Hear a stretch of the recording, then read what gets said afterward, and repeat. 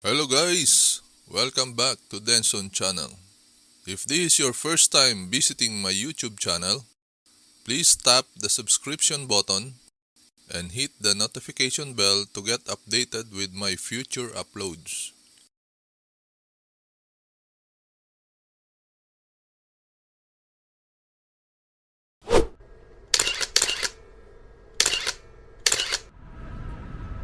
Good day guys! Please join me as we explore the historic sites in the city of Bath in Somerset, England, United Kingdom.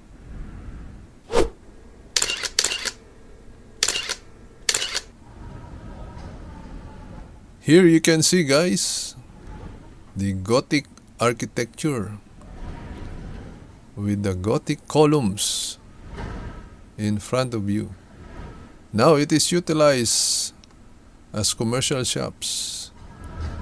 And there is a important architecture here in Bath. That's the pump room of the Roman bath.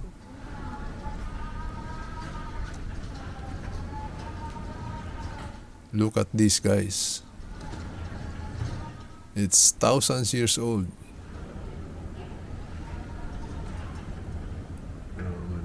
It's a UNESCO heritage. In the center of the road is the symbol of UNESCO heritage, the one with the bronze color.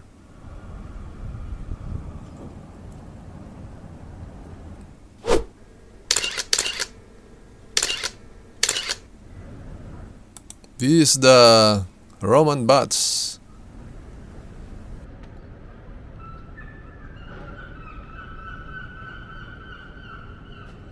It is a well-preserved Thermae in the city of Bath, Somerset, England.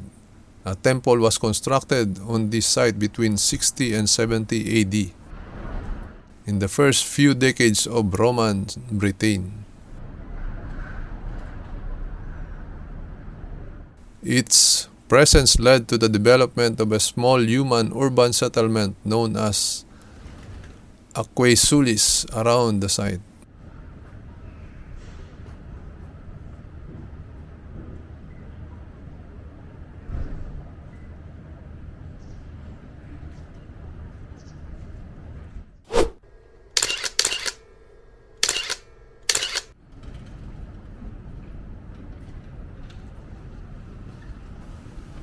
That is a Gothic arch. Inside this wall you will find the Roman bath.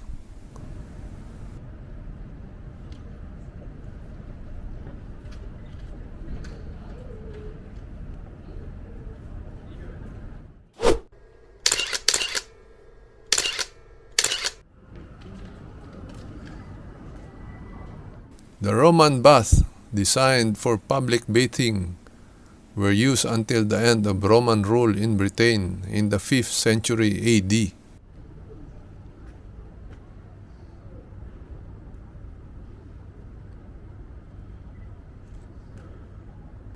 According to the Anglo-Saxon Chronicle, the original Roman baths were in ruins a century later.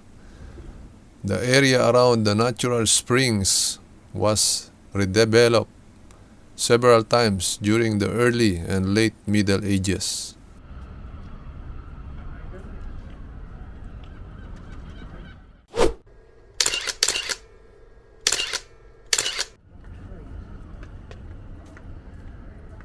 In front of you guys is the Bath Abbey.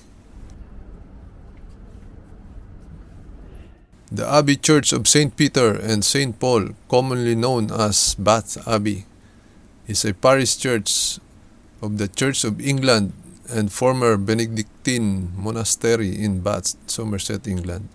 Founded in the 7th century, it was recognized in the 10th century and rebuilt in the 12th and 16th centuries. Major restoration work was carried out by Sir George Gilbert Scott in the 1860s.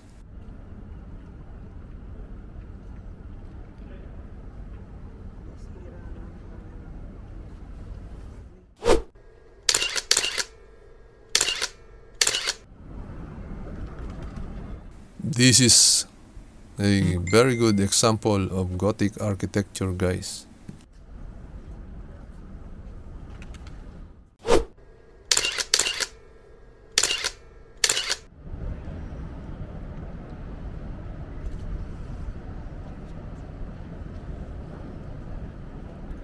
The front view of the Bath Abbey, just beside the Roman bath entrance.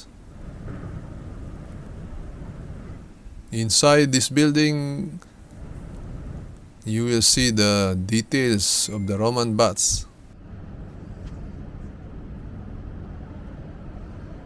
So you can buy tickets online and go through this door. This is the entrance.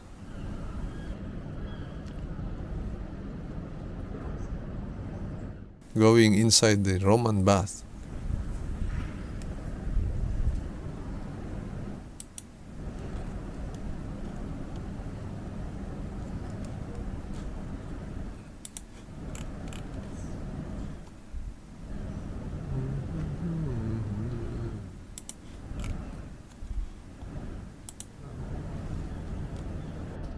Again, this is the Bath Abbey, guys. The front view of the Bath Abbey.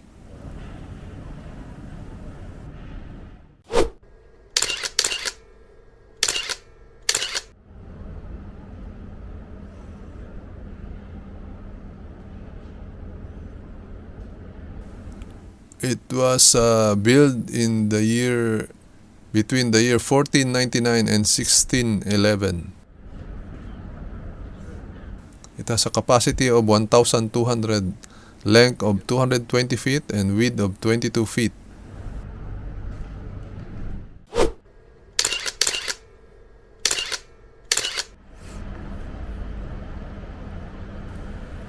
These are the buildings beside the Bath Abbey, guys.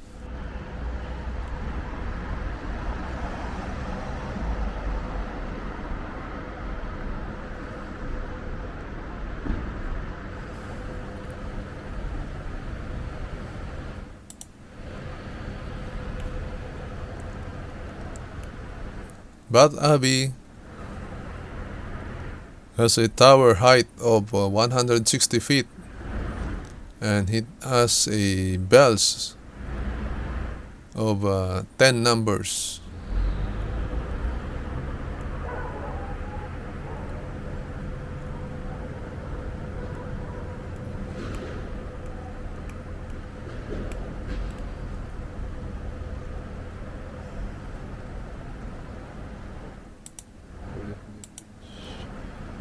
In 1574, Queen Elizabeth I promoted the restoration of the church to serve as the Grand Parish Church of Bath. She ordered that a national fund should be set up to finance the work, and in 1583 decreed that it should become the Parish Church of Bath.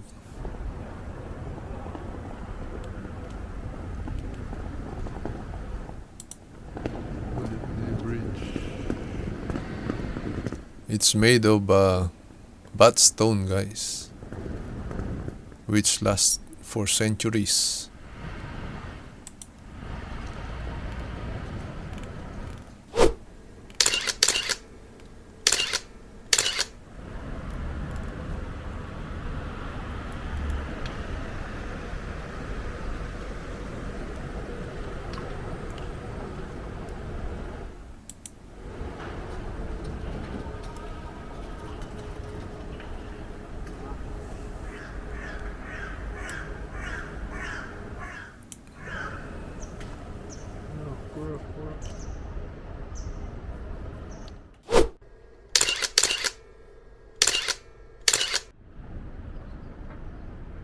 King Edgar was crowned in Bath Abbey.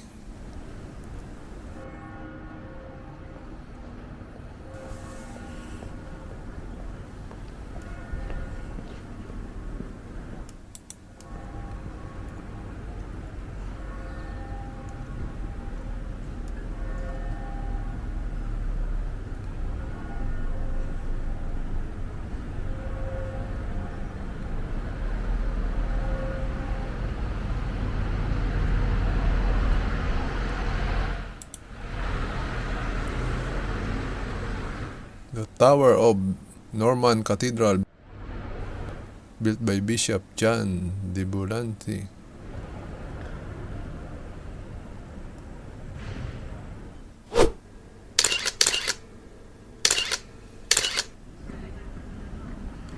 That is the Empire Hotel, guys, in front of us.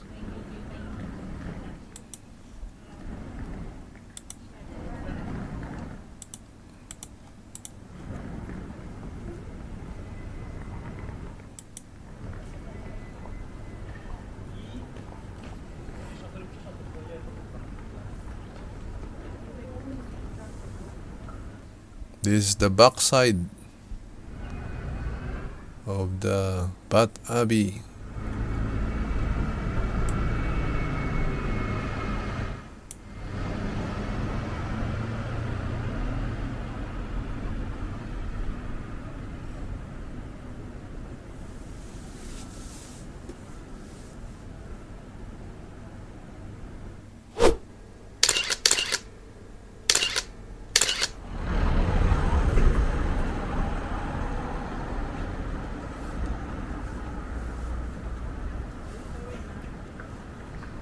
Sige.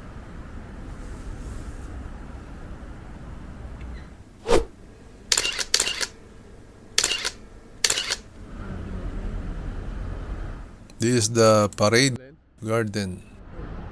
Asan? Ayun. The Parade Gardens in Bath, Somerset, England.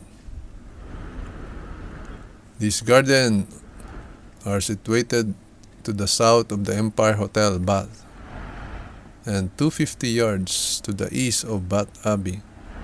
There is small free fee to enter the parade gardens, while residents with Discovery card have free access. There is also a cafe inside the garden.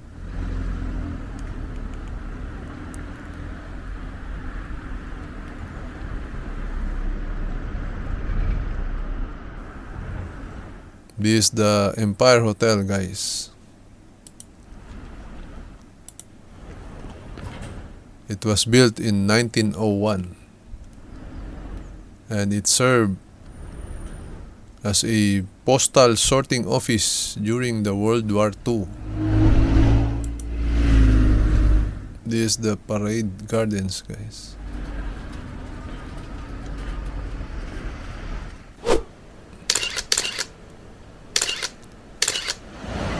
This is the Pulteney Weir and the Pulteney Bridge in front afar.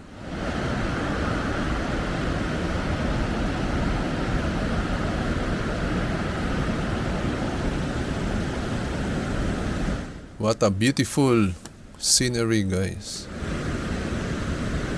The Pulteney Bridge in River of Avon or River of Avon.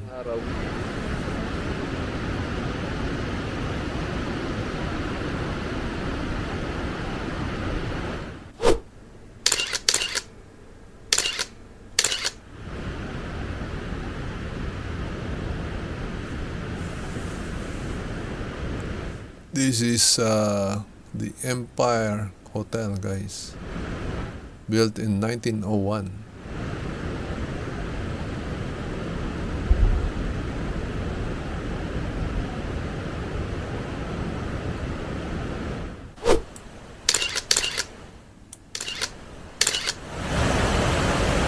Again, this is the Pulteney Bridge, built in the 18th century.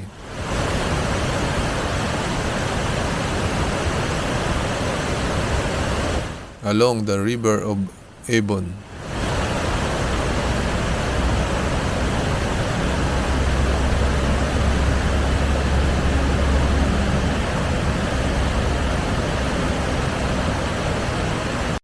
Thank you for watching. Please click like and leave your comments below. If you are not yet subscribed, Please do not forget to tap the subscription button and hit the notification bell to get updated with my future uploads. See you on my next video.